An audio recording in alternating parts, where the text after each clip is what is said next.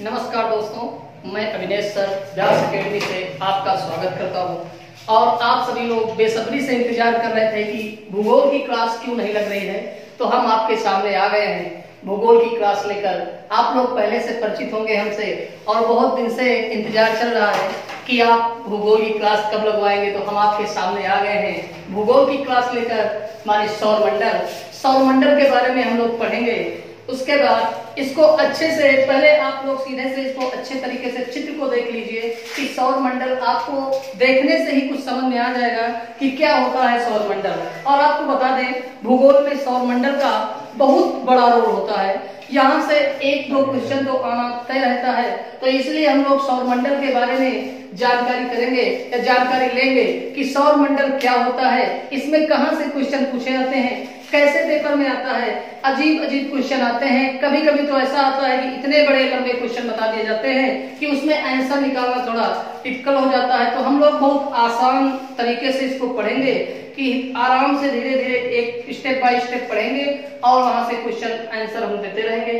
तो इस तरीके से हम लोग सौरमंडल के बारे में पढ़ना चाहते हैं, सौरमंडल के बारे में जानकारी लेना चाहते हैं। तो आइए हम लोग सौरमंडल के बारे में पढ़ते हैं कि सौरमंडल की अगर बात किया जाए तो सौरमंडल में अगर वैसे देखा जाए तो सौरमंडल में सूर्य, पृथ्वी, चंद्रमा, माने सौरमंडल में सूर्य एक तारा है, ग्रह, उपग्रह, इन्हीं से मिलकर सौरमंडल बना हुआ है। वैसे अगर बात किया जाए तो हमारे पास या हमारे सौरमंडल में ग्रहों की संख्या कितनी है, तो ग्रहों की संख्या टोटल 8 है। अगर बात किया जाए कि सबसे छोटा ग्रह कौन सा होता है, तो आप बताओगे बुध। अगर सबसे बड़ा ग्रह कहा जाए तो आप बताओगे बृहस्पति। वैसे आपने देखा होगा कि कभी कभी आपसे पूछ लेता है कि सूर्य से दूरी क्रम में आकार की दृष्टि से सबसे छोटा, सबसे बड़ा, या सूर्य से सबसे दूरी पे कौन सा ग्रह है, सूर्य से सबसे नजदीक कौन सा ग्रह है, उसके बारे में हम लोग पढ़ेंगे। अगर बात की जाए कि सन माने सूर्य के पास सबसे पास कौन सा ग्रह है, तो आप बताओगे बुध। अगर बात किया जाए कि पहले कुछ हम लोग और देख लेते हैं, अगर ग्रहों की यहाँ पे अजीब तरह के क्वेश्चन निकल के आते हैं। कभी कभी सीधे पूछ लेता है कि बुध के पास कितने उपग्रह हैं, शुक्र के पास कितने उपग्रह हैं, पृथ्वी के पास कितने उपग्रह। सब लोग जानते हैं कि पृथ्वी के पास एकमात्र उपग्रह है जिसका नाम है चंद्रमा। उसके बाद आपसे मंगल से पूछता है, फिर पूछता है बृहस्पति के पास कितने उपग्रह हैं, शनि के पास कितने उपग्रह हैं, अरुण के पास कितने हैं और वरुण के पास कितने ग्रह उपग्रह है। तो इस पे हम लोग बात करेंगे कि कैसे कैसे यहाँ पे कुछ चेंजिंग, डाटा चेंज भी हुआ। जैसे आप लोग जानते थे कि सबसे पहले अगर बात की जाती थी कि सबसे ज्यादा उपग्रहों वाला ग्रह कौन सा है, तो हम लोग बिना देखे और बिना सुने सीधे बृहस्पति को लगा देते थे। लेकिन अब ऐसा नहीं है। नई जानकारी के मुताबिक अब आप पढ़ेंगे कि शनि के पास सबसे ज्यादा उपग्रह हैं, वो भी कितने हैं, तो 82 है। अगर बात किया जाए कि दूसरे नंबर पे सबसे ज्यादा उपग्रहों वाला ग्रह कौन सा है, तो हम लोग पढ़ेंगे बृहस्पति। बृहस्पति के पास कितने हैं, 79। वैसे उसके बाद आपसे कभी कभी सीधे पूछ लेता है कि अरुण के पास उपग्रह की संख्या कितनी है, तो आप बताएंगे 27। अगर बात किया जाए कि वरुण के पास कितने हैं, तो आप बताओगे 30 माने 13। अगर बात कर लिया जाए कि मंगल के पास कितने हैं, तो आप बताओगे 2। अगर आपसे पृथ्वी पूछा जाए तो सबको पता है कि चंद्रमा केवल मात्र एक उपग्रह है हमारे पृथ्वी का। अगर बात कर लिया जाए कि शुक्र के पास कितने उपग्रह हैं, तो आप बताओगे कि शुक्र और बुध 2 ऐसे ग्रह हैं जिनके पास एक भी उपग्रह नहीं है। अगर बात सन की किया जाए तो सन जानते हो कि सन एक तारा है और सन के बारे में हम लोग बाद में बात करेंगे। सबसे पहले बात करेंगे बुध। अगर बुध की बात कर लिया जाए तो थोड़ा सा आपने ये भी देखा है, कभी कभी आपसे सीधे क्वेश्चन पूछता है, सीधे क्वेश्चन आपसे पूछ लेता है कि बताओ जो क्षुद्र ग्रह पट्टी होती है वो किन किन ग्रहों के बीच में पाई जाती है। आपसे क्वेश्चन पूछता है कि क्षुद्र ग्रह पट्टी जो आपको दिखाई दे रही होगी, यही है हमारी क्षुद्र ग्रह पट्टी। क्षुद्र ग्रह पट्टी। अगर बात किया जाए कि क्षुद्र ग्रह पट्टी किन किन ग्रहों के बीच में पाई जाती है, तो आंसर निकल के आएगा मंगल और बृहस्पति के बीच में। मंगल और बृहस्पति के बीच में क्षुद्र ग्रह पाए जाते हैं या क्षुद्र ग्रह पट्टी पाई जाती है। अगर आपसे पूछ लिया जाए डायरेक्ट कि क्या नग्न आंखों से हम क्षुद्र ग्रह को देख सकते हैं, तो नहीं, नग्न आंखों से हमें क्षुद्र ग्रह दिखाई नहीं देता है। बस केवल एक ऐसा क्षुद्र ग्रह है जो हमें नग्न आंखों से दिखाई देता है, उसका नाम है फोरबेस्टा। तो इसके बारे में हम लोग विस्तार से चर्चा करेंगे। पहले हम लोग बुध के बारे में पढ़ेंगे। अच्छा, बुध के पढ़ने से पहले क्वेश्चन कभी कभी डायरेक्ट पूछ लेता है कि कितने बाह्य ग्रह होते हैं और कितने आंतरिक ग्रह होते हैं, कौन कौन से पार्थिव ग्रह कहलाते हैं, कौन कौन से गैसीय ग्रह कहलाते हैं, कौन कौन से जोवियन ग्रह कहलाते हैं, कौन कौन से टेरेस्ट्रियल ग्रह कहलाते हैं। तो इन सब के बारे में हम थोड़ी सी बात करना चाहते हैं। जैसे कभी कभी पहले आपसे सबसे पहले यही पूछ लेता है कि बताओ आंतरिक ग्रह कौन कौन से, आंतरिक ग्रह, आंतरिक ग्रह, आंतरिक ग्रह कौन कौन से हैं। आंतरिक ग्रह, इसको हम कई नामों से आपको बता सकते हैं। आंतरिक ग्रह भी कहते हैं, इसी को हम लोग पार्थिव ग्रह भी बोलते हैं, और इसी को हम लोग टेरेस्ट्रियल ग्रह भी बोलते हैं। टेरेस्ट्रियल, टेरेस्ट्रियल ग्रह भी बोलते हैं, टेरेस्ट्रियल ग्रह बोलते हैं। इन तीनों का आंसर एक ही होता है। आंतरिक की बात की जाए तो जो हमारे सूर्य और क्षुद्र ग्रह पट्टी के बीच में जितने ग्रह होते हैं वो कौन से ग्रह होते हैं, आंतरिक ग्रह होते हैं। अब इसे पार्थिव ग्रह क्यों कहा जाता है? पार्थिव ग्रह, पार्थिव का मतलब होता है पृथ्वी का पर्यायवाची है पार्थिव, क्योंकि जिस तरह से पृथ्वी के धरातल होता है ठोस है, उसी तरीके से हमारा शुक्र, बुध, मंगल, ये तीनों ग्रह भी पृथ्वी जैसे ठोस हैं। इसी वजह से इसे क्या कहा जाता है, पार्थिव ग्रह की श्रेणी में रखा जाता है। और टेरेस्ट्रियल ग्रह भी इन्हें कहते हैं। तो इन तीनों का आंसर हमारा क्या होगा, बुध, शुक्र, पृथ्वी और मंगल। इनका आंसर क्या होगा, बुध, शुक्र, पृथ्वी और मंगल। अगर बात किया जाए, कभी कभी पेपर में ऐसे क्वेश्चन पूछ लेता है कि बताओ निम्न में से कौन सा आंतरिक ग्रह नहीं है। तो तीन यहां से एक कोई पूछेगा निम्नलिखित में से कौन सा आंतरिक ग्रह नहीं है, तो तीन आंतरिक ग्रह रख देगा और एक इसमें से बृहस्पति, शनि, अरुण, वरुण में से कोई रख देगा, वही उसका क्या होगा, आंसर होगा। आपसे पूछेगा कि बताओ आंतरिक ग्रह कौन कौन से आंतरिक ग्रह, बुध, शुक्र, पृथ्वी, मंगल। मान लो आंतरिक ग्रह ना पूछे, आपसे पूछ सकता है कि बताओ निम्नलिखित में से कौन कौन से पार्थिव ग्रह हैं, या निम्नलिखित में से कौन पार्थिव ग्रह की श्रेणी में नहीं आता है। तो इसमें से तीन होंगे, कोई तीन रख देगा और चौथा कोई बाहरी या बाह्य ग्रह रख देगा। फिर आपका आंसर होना चाहिए कि पार्थिव ग्रह आपको पता है कि बुध, शुक्र, पृथ्वी और मंगल, ये चारों कौन से हैं, पार्थिव ग्रह की श्रेणी में आते हैं। उसी के बाद एक नाम दिया जाता है टेरेस्ट्रियल ग्रह। अगर पूछ लिया जाए, कभी कभी ये बना के क्वेश्चन देता है कि निम्नलिखित में से कौन सा टेरेस्ट्रियल ग्रह है, या निम्नलिखित में से कौन सा टेरेस्ट्रियल ग्रह नहीं है। तो टेरेस्ट्रियल ग्रह अगर पूछे तो आप बताओ बुध, शुक्र, पृथ्वी और मंगल। यहां तक ये बात हो गई, आपकी समझ में आई बात यहां तक? अगर कोई दिक्कत हो तो कमेंट्स करना। फिर बात कर लेते हैं हम लोग, ये तो हो गई आंतरिक ग्रह, पार्थिव ग्रह और बाह्य ग्रह की बात। अब हम लोग बात करते हैं बाह्य ग्रह की बात। बाह्य ग्रह, इसी का दूसरा नाम मिलता है गैसीय ग्रह। गैसीय ग्रह, इसी का तीसरा नाम मिलता है जोवियन ग्रह। इसी का तीसरा नाम मिलता है जोवियन ग्रह।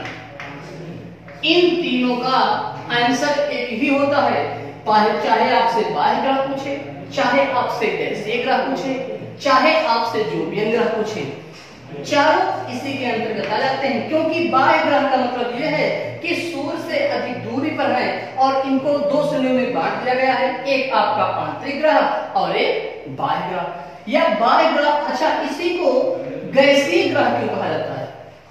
अगर बात किया जाए कि इसे गैसीय ग्रह नाम क्यों दिया गया, तो ये चारों के चारों जो भी ग्रह हैं, इनमें धरातल जो है वो ठोस ना होके किस रूप में है, किस फॉर्म में है, गैस के फॉर्म में है। इसलिए इन चारों को क्या कहा जाता है? गैसीय ग्रह कहा जाता है। और इसका तीसरा नाम क्या मिलता है? जोवियन ग्रह मिलता है। तो चारों का आंसर, तीनों का आंसर एक ही है, बृहस्पति, शनि, अरुण और बुध। यहां तक बात आपकी समझ में आ गई होगी। यहां तक बात आपकी समझ में आई होगी कि आपसे क्वेश्चन चाहे पूछे बाह्य ग्रह कौन कौन से हैं, गैसीय ग्रह कौन कौन से हैं, या जोवियन ग्रह कौन कौन से हैं, तो ये चार के चारों जो ग्रह हैं वो बाह्य ग्रह की श्रेणी में, गैसीय ग्रह की श्रेणी में और जोवियन ग्रह की श्रेणी में आते हैं। पेपर में कैसे क्वेश्चन पूछता है? निम्नलिखित में से कौन सा ग्रह गैसीय ग्रह नहीं है, या निम्नलिखित में से कौन सा ग्रह गैसीय ग्रह है, या निम्नलिखित में से कौन सा जोवियन ग्रह है और निम्नलिखित में से कौन सा जोवियन ग्रह नहीं है। वो चाहे जैसे जिस तरह से भी घुमा के पूछे, लेकिन अगर आपने अच्छे से पढ़ रखा है तो आपको आंसर देने में कोई प्रॉब्लम नहीं होनी चाहिए। यहां तक बात समझ में आई। फिर हम लोग आगे बढ़ते हैं। अब आगे क्वेश्चन कैसे पूछता है, क्या पूछता है? कभी कभी पूछ लेता है कि दूरी क्रम में कौन सा ग्रह किस स्थान पे है। तो हम लोग ये भी लिखते हैं, सूर्य से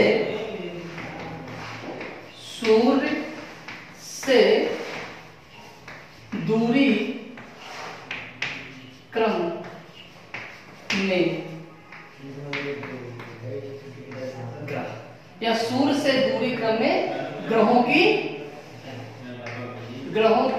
स्थिति, कुछ ऐसे भी पूछ लेता है ग्रहों की स्थिति। अब बात कर लेते हैं, आपको पता होना चाहिए कि सूर्य से सबसे नजदीक कौन सा ग्रह है, तो आप बताओगे बुध। उसके बाद कौन सा? शुक्र। उसके बाद हमारी प्यारी पृथ्वी। उसके बाद मंगल। उसके बाद, अब मंगल के बाद आपको पता होना चाहिए कि क्षुद्र ग्रह पट्टी है। उसके बाद आपको मिलेगा बृहस्पति। बृहस्पति के बाद शनि। शनि के बाद अरुण। अरुण के बाद ये आपके दूरी क्रम से हो गए। अगर आपसे पूछे कि सूर्य से दूरी क्रम में ग्रहों की स्थिति बताओ, तो सूर्य से दूरी क्रम में ग्रहों की स्थिति सबसे पहले आपका बुध। देखो 1 2 3 4 5 6 7 और 8, इस तरीके से आपके 8 ग्रह हो जाते हैं। ये आपके दूरी क्रम में ग्रह, ठीक है। फिर आपसे अगली बात पूछता है कि बताओ आकार के हिसाब से ग्रहों का क्रम बताओ। आकार के हिसाब से पूछ लेता है आपसे, या आपसे द्रव्यमान के अनुसार पूछ लेता है ग्रहों का क्रम बताओ, ठीक है। तो इतनी बात अगर आपसे पूछे सूर्य से दूरी क्रम में, पेपर में कैसे पूछता है कि निम्नलिखित में से कौन सा विकल्प या कौन सा विकल्प आपका सूर्य से दूरी क्रम में सही है या गलत है, तो हमें हमेशा याद होना चाहिए कि सूर्य के बाद बुध, शुक्र, पृथ्वी, मंगल, बृहस्पति, शनि, अरुण और वरुण, आपके हो गए 8। उसके बाद बात कर ली जाए अगर आकार के हिसाब से ग्रहों का क्रम, आकार के हिसाब से ग्रहों की स्थिति, या आकार के हिसाब से कभी कभी पूछ लेता है कि कौन सा ग्रह सबसे बड़ा है, कौन सा ग्रह सबसे छोटा है, तो उसके बारे में हम लोग बात कर लेते हैं। आकार के हिसाब से, आकार के हिसाब से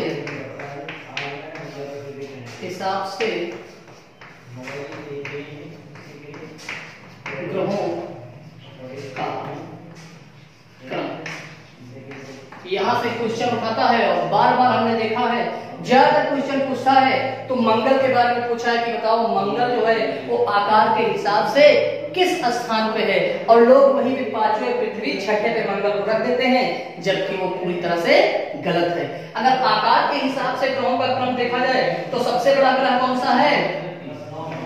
बृहस्पति।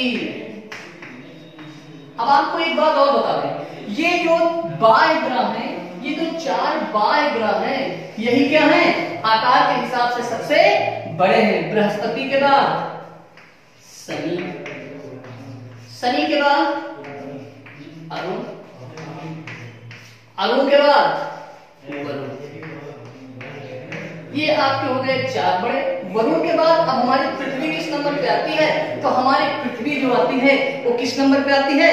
5वें नंबर पे आती है। आपसे पूछा जाता है पेपर में कि आकार के हिसाब से पृथ्वी कौन से नंबर का ग्रह है, तो आप क्या बताओगे? 5वें नंबर का। वरुण की बात अगर बात किया जाए तो पृथ्वी, पृथ्वी से छोटी हमारे शुक्र है, जिसे हम लोग पृथ्वी की बहन कहते हैं। शुक्र के बाद मंगल है, और मंगल के बाद सबसे छोटा कौन सा है? बुध ग्रह है।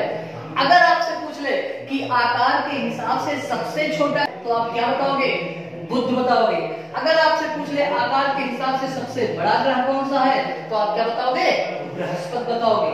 यहां तक बात आपकी समझ में आई होगी। आकार के हिसाब से ग्रहों का क्रम आपके बात समझ में आई होगी। कभी कभी ये चेंज कर देता है और सीधे यहां पूछ लेता है कि द्रव्यमान के अनुसार ग्रहों का क्रम बताइए। द्रव्यमान के अनुसार ग्रहों का क्रम बताइए। तो द्रव्यमान के अनुसार, द्रव्यमान के अनुसार, द्रव्यमान के अनुसार ग्रहों का क्रम, द्रव्यमान के अनुसार ग्रहों का क्रम। तो द्रव्यमान के अनुसार बृहस्पति, शनि, अरुण, वरुण, पृथ्वी, शुक्र, मंगल और बुध। ये भी क्वेश्चन हो गया। अगर आपसे बात करें, पूछ ले कि अब बात करते हैं हम लोग, ये जो छोटी छोटी मोटी बातें थी इसको तो हम लोग समझ लिए हैं, लेकिन इसके बाद अब हमें पढ़ना क्या है? इसमें और कुछ बचा नहीं है। अब यहाँ पे पढ़ना क्या है? एक एक क्रम से हम लोग ग्रहों के बारे में पढ़ना शुरू करेंगे, उनके बारे में थोड़ा बीच में घुसेंगे, उनके अंदर जाएंगे और फिर जानकारी लेंगे कि बुध कैसा है, शुक्र कैसा है, बुध से क्वेश्चन कैसे उठते हैं, शुक्र से क्वेश्चन कैसे उठते हैं, पृथ्वी से क्या क्या पूछा जाता है, मंगल से क्या क्या पूछा जाता है, क्षुद्र ग्रह पट्टी से क्या क्या क्वेश्चन पूछे जाते हैं, बृहस्पति से कौन कौन से क्वेश्चन बनते हैं, और शनि, अरुण, वरुण के बारे में हम लोग पढ़ेंगे। फिर स्टेप बाय स्टेप एक एक पढ़ना हम लोग स्टार्ट करते हैं।